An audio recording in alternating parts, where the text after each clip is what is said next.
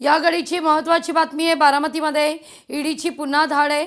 आमदार रोहित पवार यांच्या घराजवळील शेतकऱ्याच्या घरी धाड आहे। आनंद लोखंडे फसवणूक प्रकरणात ईडीकडून कसून चौकशी आता होतीये। आनंद लोखंडेच्या नातेवाईकांच्या घरी ईडीची धाड आहे।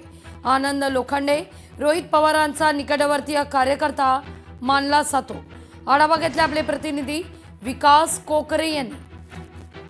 राष्ट्रवादीचे आमदार रोहित पवार यांचा निकटवर्तीय कार्यकर्ता मानला जाणाऱ्या आनंद लोखंडे प्रकरणात खरं तर ईडीचे धाडसत्र अद्यापही सुरू आहे।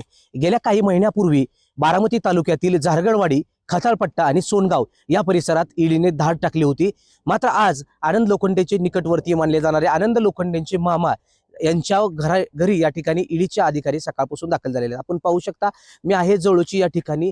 जवळची मध्ये ऋषीटेक या ठिकाणी ज्या ठिकाणी आमदार रोहित पवारांचं घर आहे आणि त्यांच्या आमदार रोहित पवारांची बांधकरी जे मानले जातात सूळ म्हणून त्यांच्या घरी खरं तर ईडीने छापेमारी सुरू केलेली आहे। तानाजी सावंत यांचे पुतणे यांनी देखील त्याच्यावरती एक गंभीर असा आरोप करत 104 कोटीची फसवणूक केल्याचा आरोप त्या ठिकाणी त्यांच्याकडून करण्यात आला होता आणि या संदर्भात पुण्यात एक FIR दाखल करण्यात आली होती।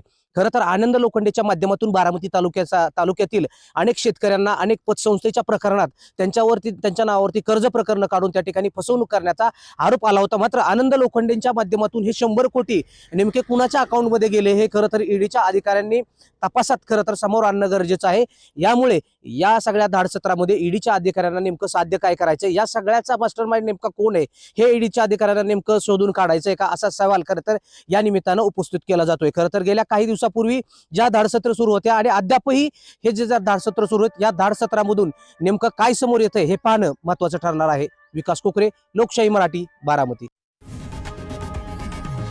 लोकशाही मराठी ऐका, पहा, जागरूक रहा।